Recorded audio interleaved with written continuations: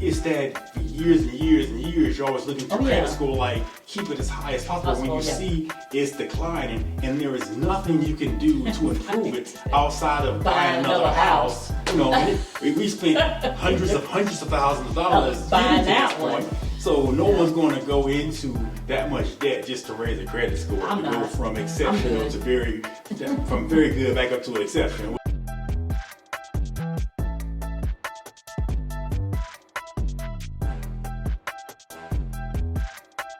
Hey, I'm Stephanie. And I'm Chris. And welcome to our story. What they don't tell you when you pay your house off early. What they don't tell you about paying your house off early. What they don't tell you about paying your house off early. Exactly. So that's our intro. How do we get started here? So I will tell you, we were on cloud nine when we paid the house off because it had been a long time coming, just shy of 10 years for us. Oh, yeah. But once we really got into it, there was some surprises and some things that we had to navigate that we weren't expecting. For example, I remember I called the bank and I was like, hey, the house is paid off. We need to make some adjustments to the way we're doing business. For example, what were you all taking care of on our behalf? Right. You know, because, you kind of have a slight understanding of your escrow account, but they do a lot of heavy lifting for you. You know, they receive all the information from the county, from the city to pay those taxes. They receive all the information from the property, from the insurance company, homeowners insurance company, and they manage all of that for you. They take in consideration any increases that they anticipate happening over the next year, and they budget accordingly. But when you pay that house off, it is all on you. Right. Didn't you say that they had asked you, do you still want insurance? Yeah. I was like, Hop in the comments. Is there a thing with people canceling their homeowners insurance once they pay their house off? And why would you do that? Exactly. That's crazy. I like that security, Yeah, but that's just me. Yeah. But yeah, that was another thing. When we called them, she was kind of trying to walk me through it. Like, hey, this is what you have now. Do you want to keep this? Do you want to cancel it? I'm like, okay, when do they get paid? How often do they get paid? Who do I have to contact? When does the letter come in the mail let me know I have to pay it? I mean, these were all things that I had to navigate. And that's just dealing with the taxes. The insurance was a whole different ball game. They were like, oh, well, you have this specific policy for this, and because you have this policy, you have to address this. And oh, by the way, your insurance company handles this portion of the structure, but FEMA handles this insurance over here. So you have to understand all the inner workings, and then with the deductibles, do you want a 5% interest, a 5% deductible rate, or do you want do you want a 5% deductible? So they take 5% of the value of the house or 2% of the value of the house, or you just want to play a flat rate. And I'm like, give me a flat rate, because with the prices of houses right now, I don't want to be surprised.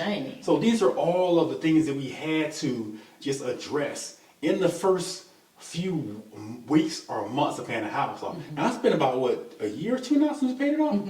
Since then, all kind of other stuff that's come up that we had to take in consideration that we did not think about. For example, no one tells you that when you pay your mortgage off, your credit score is going to drop. Oh, yeah.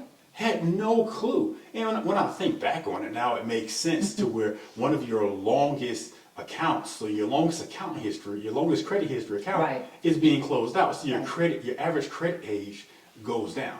And we didn't notice it because we paid your student loans off. A long-standing account closed out, but we immediately picked up the mortgage right after that, so we really didn't see a hit to our credit score. Now, mind you, we always have been blessed with high credit scores, but it was a kind of it's a shock. It was a shock. Because you just that reverse thinking, right? Yeah. It's like, I need a high credit score, because I need to get a car, I need to buy a house or something like that. And then when you think about it, this should be a good thing. I'm paying off my car, I'm paying off my student loans, I'm paying off my home, I'm paying off my rental property, and then your score goes down. That's a little. And we're not saying it's going to go from like an 800 to a 600. Right. It's going to go like from mid 8s to maybe high 7s, But still, that it's that for years and years and years, you're always looking for credit score, like keep it as high as possible. When you see it's declining and there is nothing you can do to improve it outside of buying another house. We spent hundreds of thousands of dollars getting to this point. So no Yeah. one's going to go into that much debt just to raise a credit score, I'm to go not. from I'm exceptional good. from very good back up to exceptional. Right. We're not going to do that. Right. So those are something that we had to take into consideration as well. The last thing that we had to take into consideration was how beneficial it was to actually have a mortgage.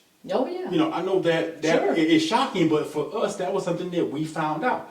That when you're doing business, when something happens to your house and it has a mortgage, that mortgage company is going to make sure they're taken care of. Sure. And by association, they're going to make sure that you're taken care of. Right. If something happens to that house to where it's unlivable or it's no longer standing, that mortgage company's like, we're going to get our money. Mm-hmm. You know, I don't care what that insurance company is saying, we're going to get our money. Oh, yeah. You know, so that large mortgage company is fighting on your behalf.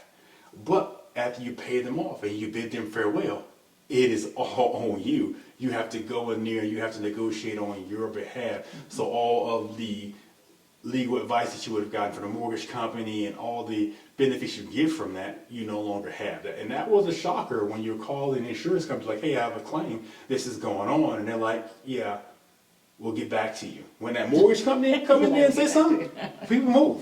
Because they have other customers that they need to take care of and they want to maintain those relationships. But those are just a few things that we think that you all should know before you pay that mortgage coming off, so you can before you pay that mortgage off, so you can be prepared. One other question before we close out. Out of all those things that you just mentioned, which one was the most shocking? The most shocking was the credit score going down. Oh. You know, because it was counterintuitive to what I was thinking. I was like, okay, I'm paying off my bills steadily. I'm building that strong credit history. Okay. And I expected, okay, you pay this huge lump sum to this mortgage company, your credit score is going to stay the same, if not improve.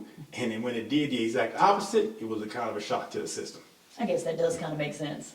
Well, thank you so much for tuning in. We love what we do, and we just want to thank you so much for watching. Don't forget, do something nice for someone today, and you can do it. And don't forget, we're just ordinary people trying to do extraordinary things. Absolutely.